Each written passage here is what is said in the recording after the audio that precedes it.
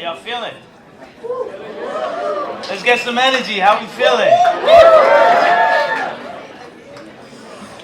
Okay. I'm gonna be honest, I'm a little hungover. So, what do y'all want to know? Yeah? My whole message is that I want y'all to think that you can do it too. Because I'm not that great. Despite of what, perception is of me or whatever, which is, Russ thinks he's the greatest thing walking around in the world, which is like, it's slightly true. there's definitely that element, but this is really just self-belief and persistence and passion. That's what this is, you feel me? That's really it. It's all it comes down to. I think it's all in your head. I think a lot of people psych themselves out before they even get to the first step. So many people just give up before they start, which is it's terrible. But how many people are musicians in here? Yeah? What do you do? Well, I work for actually Quality Records this summer, so I saw you. Yeah? I didn't get to meet you in person, but I saw you come in. But yeah, I go to Berkeley, I study music business and play guitar and produce. So what do you want to get into? I want to get into artist development, but also production, publishing side of things later on in life. So the taking people's money side. The whole thing, right? The whole thing is just sticking true to you and following your gut. I don't have, like a step-by-step thing to do. It's really just trust your gut. Follow your gut, you know what I'm saying? Be yourself. People are so caught up in chasing what other people are doing and trying to oh, well, if this worked for him, maybe I should do that. But it's bro, that's not you. You feel me? End of the day, you're gonna have to do what you do. I was not the best pianist. I was not the best guitarist. I was not the best rapper. I was none of those things. You feel me? I had to bust my ass, and I had to hard work beat talent. You feel me? That's what it came down to. But I want to take some questions. I want to take questions. All right, so I'm a CPA, actually, in the energy. I love CPAs. I know, right? Yeah. But actually, I am. Yes, I am from Atlanta, for those who don't know. Uh-huh. So, since most of my clients actually are artists, Yeah. we've already got there. Those who would advise me, what would you say is the best financial advice that you have figured out? Yeah. Put aside money for taxes. Yes. Stop buying stupid shit. You're gonna splurge, you feel me? But definitely put aside money for taxes. Also, what was so important for me, and it still is, get a TuneCore. Does anyone know what a TuneCore is? Yeah. You know what a TuneCore is? Basically, it's digital distribution for an independent career. And it pays out every Friday. It's $9.99 to upload a song for a year, right? So I've been doing that since 2011. And even while being signed to the label, which, they're probably not thrilled about this, but, we've had these conversations. But every Friday, I still get paid for my independent catalog. So while most artists have to sit around and wait for the label to cut them the check, yada, yada, yada, I'm out here getting mailbox money every Friday, which was a lot of artists act at a financially desperate place because they don't have money. So they take tours that they shouldn't do. They do these club shows that really don't create any sort of longevity. You feel me? So TuneCore is super important. And I think with anything, you always want money, mailbox money, where it's independent from anyone else. You're paying yourself. It's a self-sufficiency thing, which I'm super big on as well. Able to break the normal record deal artist relationship. Leverage. Leverage is super important. When you have no leverage, you don't get to dictate anything. You feel me? So with mine, with my record deal, I made it a super big point. I was listen, I don't want to go knock on doors and be sign me, sign me, sign me, and wait outside buildings and do nutty stuff like that. I was you know what? I'm only going to get the deal that I want when they're coming to me. And when they're coming to me, that's when I'm going to tell you exactly what we're doing. And you got to kind of just go with it. You feel me? So leverage is super key. More questions. Let's get it. Is there any way you can walk us through a little bit of your creative process? Sure. Usually involves a Latina of some sort of muse. But I do the beat first, the music first, and then it's kind of it's kind of sporadic. There's, sometimes tequila involved, but I talk about my life, you feel me? Like, that's the only thing I can do is be vulnerable, talk about me, and people who like it, they like it. But that's the whole brand called you. That's getting people to invest in you, not the song. I want people to invest in me as a person. You talk about people investing in you.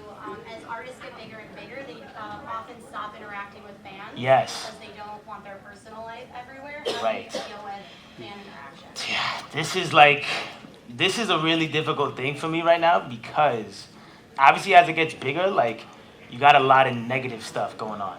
So now a big part of how I blew up was being on social media, running my own social media, talking to fans, like finding those tweets of a fan like about your music that if you retweet or say something, whatever, it could go viral, whatever. So like you stay stalking social media, you stay interacting with your fans. Now as it gets bigger, there's all this negative stuff. And it makes it a little like wearing on your mind. So it's like, I don't know, I'm still trying to figure out that balance myself of where, you know what, I gotta stay on here because I gotta talk to my fans because if I put my phone down, I feel like I'm letting the negativity win. But at the same time, like, I gotta take care of my mental well-being. I shouldn't be looking at all this negative stuff all day, but you gotta just find the balance. I'm still trying to find the balance, you feel me? Follow-up to that Yeah. is, do you see a benefit in hiring like a marketing or PR team to like go through your social media? They'd have to be trained so well, I feel like. Because I'm such a nut with like, if I favorite this tweet, if I retweet this one, this is gonna go crazy. There's a lot of things in mind. And what's nuts, and people may not realize it, but social media directly influences like chart positions and songs. Like, look at In My Feelings by Drake. You feel me? That was the Instagram entertainer Shiggy that made that thing go huge. So, I don't know. They'd have to be really well briefed on what works and whatever. But yeah, there's probably a benefit to it. But then, I don't know. You feel kind of like impersonal with your fans at that point. What's one thing you wish you would have known before you started your process? Man. One thing I wish I would have known before I started this. That there's no off button. There's really no off button. There's no break. Even if you want to break, there is no break. And it's, I signed up for it and I'm obsessed with it and I love it. But those times where you want to break, there is no break. You feel me? Because there's always something going on with your career. There's always something happening. And you got to find those times to take mental breaks. I think mental health is a really, really big thing. You know what I'm saying? Like, and it's very, very important, especially when you're trying to be an artist or you're putting yourself out there, It's terrifying. It's like, it freaks people out. And I think a lot of people are like crippled by fear, which is not a great thing.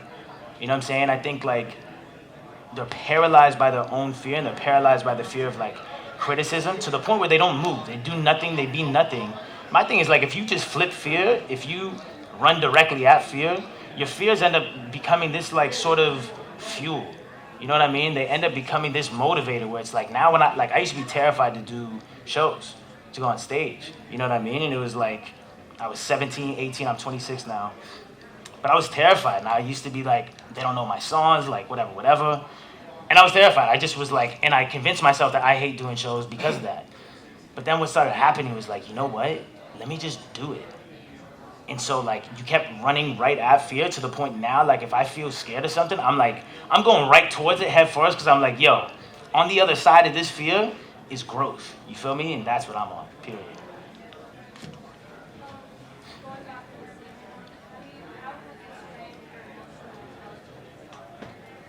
How have I strengthened my emotional intelligence? Talk to my mom.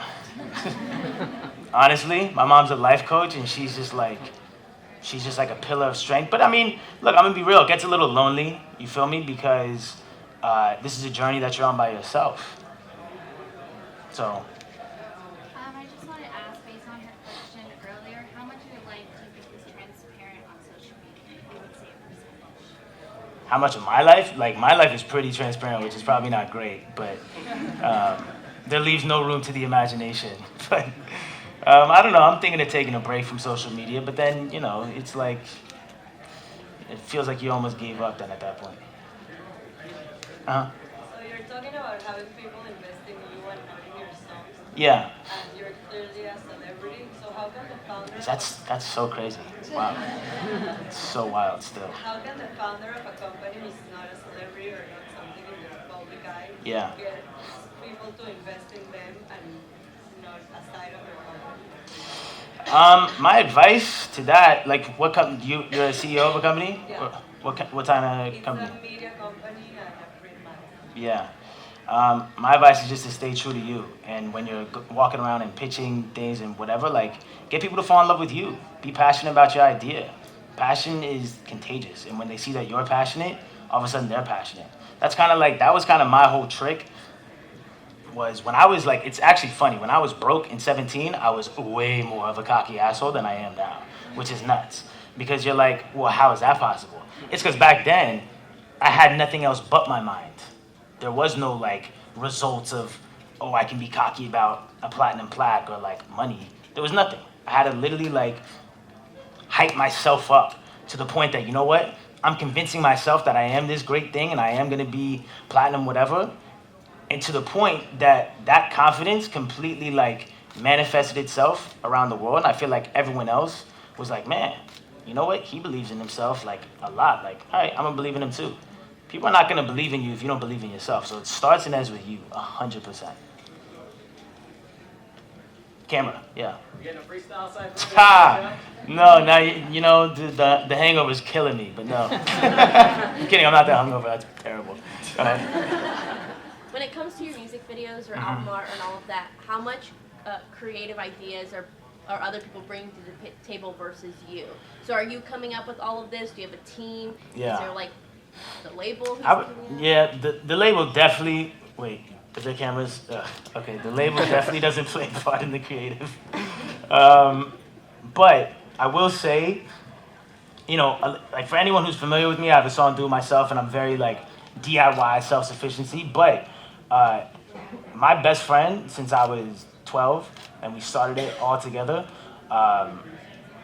It's kind of like it's like our own mastermind and our own council. You feel me? Like, and I think it's super important to always have someone to bounce ideas off of. But it needs to be someone who's on the same page as you, the same wavelength. There is no ego. It's all for the greater good. You feel me? So I think that's super important. But I'm very hands-on with everything. Super hands-on, which I think is also very important. Go ahead. So it seems like a lot of your brand is about the hustle and putting in what makes you you and showing that to the world. But is there an artist or a level of your DIY that you aspire to in the sense of like how much of yourself is involved in that process and like when you step back and let your celebrity live as it is? I know. It's difficult because like I said, I'm also like a big micromanager, which is like, you know, it's not great, but I like knowing everyone at the label's name. I like doing the emails. I like being involved because guess what? If it goes wrong, at least it was on me. You feel me? And at least I knew about it. But there's definitely going to be a balance where it's like, you know what? It's time to step away and let other people handle it. But I don't know if I've gotten to that level yet because I'm so like neurotic about my career and so hands-on that I'm like scared. It's like a baby that I watch grow. I'm scared to be like, okay, take care of my kid now. It's terrifying. What's your favorite skill you possess? Persistence, for sure. And I think persistence and patience. And I think patience is like wildly difficult to learn. And I think a lot of people think patience is just waiting for something to happen. But I think patience is really your attitude while you're waiting. You know what I mean? Like, if I started making beats in 2011, right? I didn't get on till, I started making beats 2006. I started making songs 2011. I didn't get on till 2016. So we're talking 10 years previously of making beats. Now, if my mindset the whole time was just negative and terrible, that's not really being patient. That's just like being annoyed and fed up, whatever. Like, patience to me was putting out a song, putting out beats, putting out albums, none of it working, and just not losing enthusiasm. I think bouncing from failure to failure without losing enthusiasm is like patience in a nutshell. So, yeah. As an artist, how do you balance like collaboration and build like you change collaboration? No, because I always wanted people to fall in love with me. That's, you know, a lot of people like ask me that, like, yo, why don't you collab or whatever, but I wanted to make sure that people loved me for me. You know, it's the same reason why when I was first going on tours and still to this day, I don't have openers. And it's not that I don't think anyone's great. It's like halfway that, but, no, I'm kidding. But I want people to be there for me, and I want to know that these are my fans, and I want to make sure that I build that up first. Once again, before I hand it off to someone else, I want to be sure that this fan base and this career was built off of me being me and y'all being in love with me. So that was always very important. Last question? Oh, that went quick. Wow, it's unfortunate. Anyone? Oh, in the back.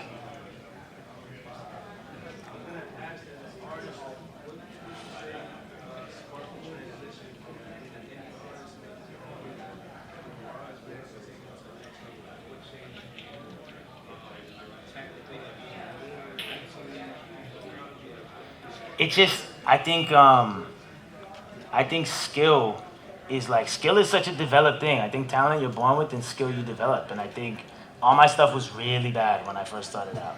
Really bad. That's not like oh yeah, your stuff was bad. Like, no, it was really bad. Really bad.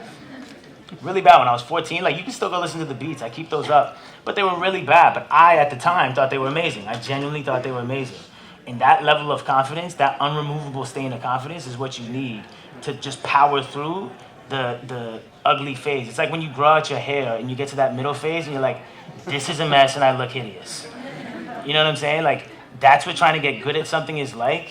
You're like, yo, I'm super terrible right now and this just looks awful. But the confidence of being like, you know what? I'm rocking this though, screw it.